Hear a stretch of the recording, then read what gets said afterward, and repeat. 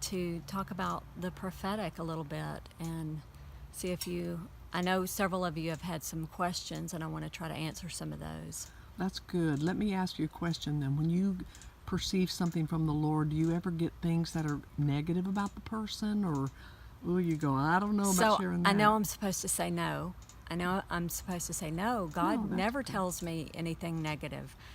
But I am not in any way saying that, God is a gossip and that God reveals bad things to us about his other children. I'm not saying that, but at the same time, there is discerning of spirits. Yes. And the more you know the Lord and the more time you spend with the Lord, you know things. You know right from wrong. Mm-hmm. You can see dangerous situations, dangerous people. So I would have to say yes, that there are times that I do know bad things about What's people. the percentage? Is it about 80% I'm good working and 20? on that. Yeah. Because in the flesh, there can be a tendency to pick up more of the fleshly part of people, the Sure. carnal parts of people.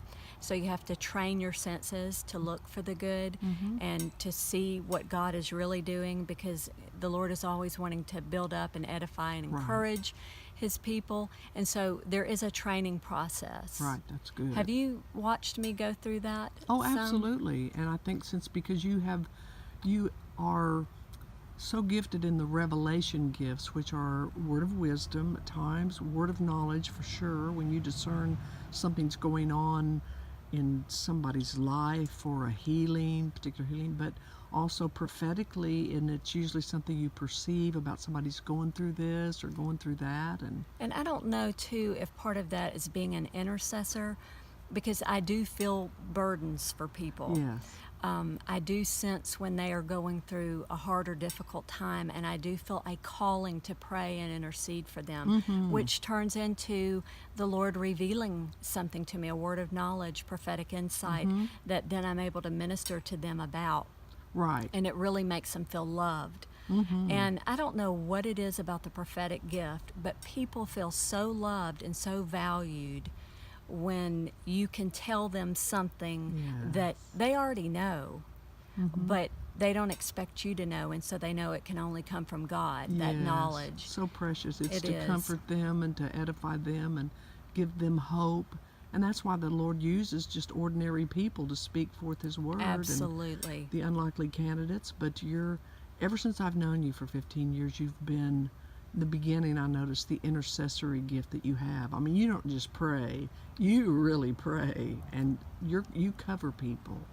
So I used to not like that part about being an intercessor. I didn't necessarily agree with that because I don't think I understood it. But being prophetic, how can you not be an intercessor? Absolutely. Because as a prophetic seer, to me, I feel that God calls me to a higher level of morality. Is that the word? Well, sure.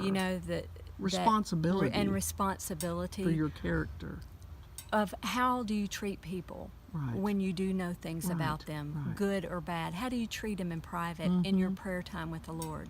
Are you interceding? Are you praying over that issue that you see them having? Are you praying? Are you loving them? Are you covering them? Or are you just going to them trying to correct them? Right. I've never seen you do that. That is what I totally would not want to do. But sometimes there's a need to do that if somebody's in a severe situation. But those things, you're very conscious about that and very aware, and you want to build them up and love them at the same time. Well, thank you. I've learned from the best. Okay, let's do part 2.